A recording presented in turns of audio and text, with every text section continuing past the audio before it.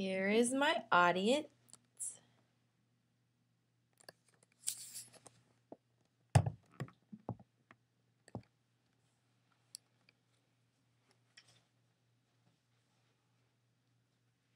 Sit back, close your eyes, and picture this.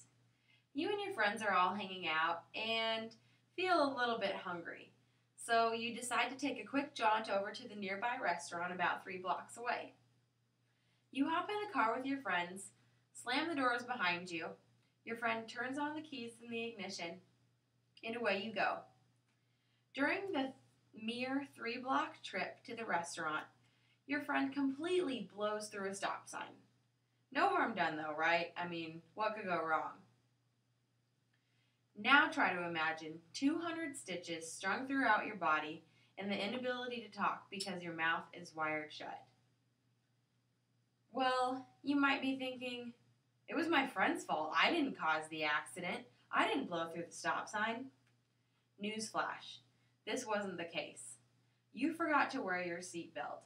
A major 2-second slip-up that landed you in the hospital.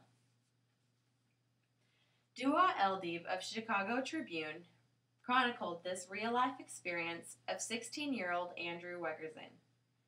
Eldib emphasized Andrew's post-accident feelings in her November 5, 2011 editorial, Talking Safety, What Will It Take to Get Everyone to Belt Up?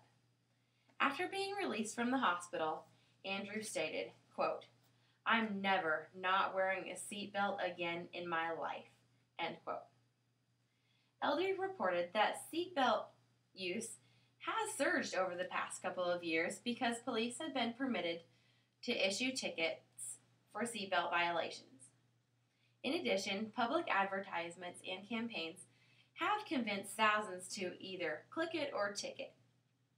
However, a large number still disregards these warnings, most of them being between the ages of 16 and 24. Maybe a few startling facts could convince these holdouts to change their minds. More than half of the people killed in cars in 2009 were not wearing their seatbelts. In addition, about 3,600 lives could have been saved in 2009 if everyone were wearing their seatbelts. These astonishing facts sure get me thinking about how important my routine of buckling up really is.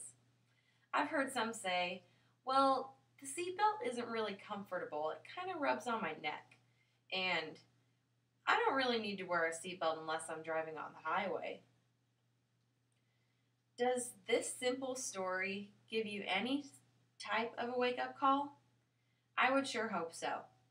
In fact, a classmate of mine was on a country road cruise about 2 summers ago when suddenly she lost control of her car. It rolled several times, and because she was not wearing a seatbelt, she was thrown from the car. She lay there, helpless, but thankfully alive, and as the time ticked by, a neighbor noticed the car and found her. Her back was fractured, and luckily, she was not paralyzed. After numerous months in physical therapy, she finally learned how to walk again, but still has to live with the shuddering images of regaining consciousness in that desolate field, unable to move. After the brief reviews of these tragic accidents regarding the neglect of a seatbelt, I hope you all wear your seatbelts every time that you get into a car, whether you will be going 3 blocks or 300 miles. Consider Andrew's warning. Just because you think it won't happen to you, doesn't mean that it won't.